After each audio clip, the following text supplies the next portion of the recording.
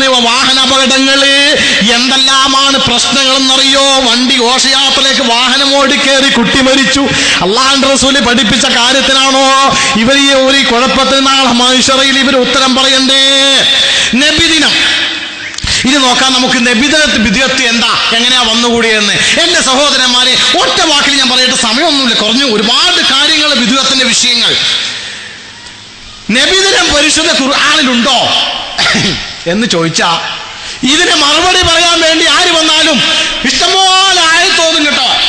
ഞാൻ മുമ്പേ അഡ്വാൻസ് ആയിട്ട് പറയാ, ഇഷ്ടംപോലെ ആയത്തോന്നും.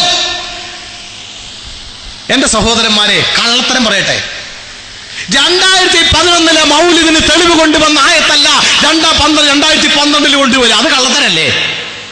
അല്ലേ? നോമ്പിനെ പറ്റി അള്ളാഹ് എന്താ പറഞ്ഞേ? യാ അയ്യുഹല്ലദീന ആമനൂ കുതിബ അലൈക്കുമുസ് സിയാമു കമാ കുതിബ അലല്ലദീന മിൻ ഖബ്ലിക്കും ലഅല്ലക്കും തത്തഖൂൻ. എല്ലാ കൊല്ലം അതിന്റെ എല്ലായത്ത് മാറ്റമുണ്ടാ? ഇല്ലല്ലോ. നിസ്കാരത്തിനെ പറ്റി എന്താ പറഞ്ഞേ? ഇന്ന സ്വലാത്ത കാനത് അലൽ മുഅ്മിനീന കിതാബൻ മൗഖൂതാ. കണ്ടാ? ആയത്ത് തന്നെയല്ലേ, മാറ്റമുണ്ടോ? എത്ര മിഅ്റാജ് വന്നു അല്ലേ?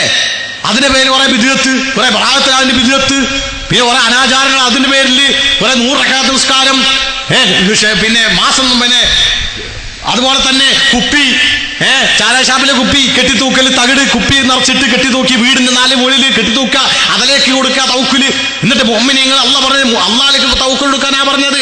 കുപ്പിയിലേക്ക്, ഉറുക്കിലേക്ക്, നൂലിലേക്ക് തവക്കുൽ കൊടുക്കുക. ഇതൊക്കെ ഇങ്ങനെ ഒരുപാട് ബിദ്അത്തുകൾ ഇങ്ങനെ ചെയ്തുകൊണ്ടിരിക്കുകയാണ്. അതിൽപ്പെട്ട ബിദ്അത്താണ് നബിദിനം. അതെന്നെ കള്ളത്തരമല്ലേ? വമാ അർസൽനാക റഹ്മത്തൽ ലിൽ ആലമീൻ എന്നല്ലേ പറഞ്ഞത്? എന്റെ ഉസ്താദുമാരെ, ചിന്തിച്ചു നോക്കണേ.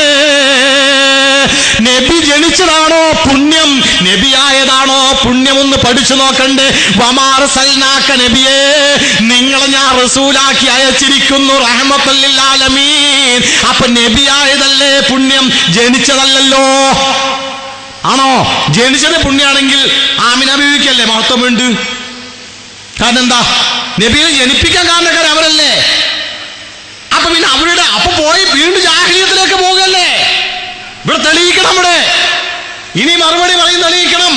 നബി ജനിച്ചതാണോ മഹത്വം, നബി ആയതാണോ മഹത്വം? ഖുർആൻ പറഞ്ഞത് എന്താ? നബിയെ, നിങ്ങളെ ഞാൻ ജനിപ്പിച്ചത് ലോകത്ത് അനുഗ്രഹമെന്നാണോ? അല്ല.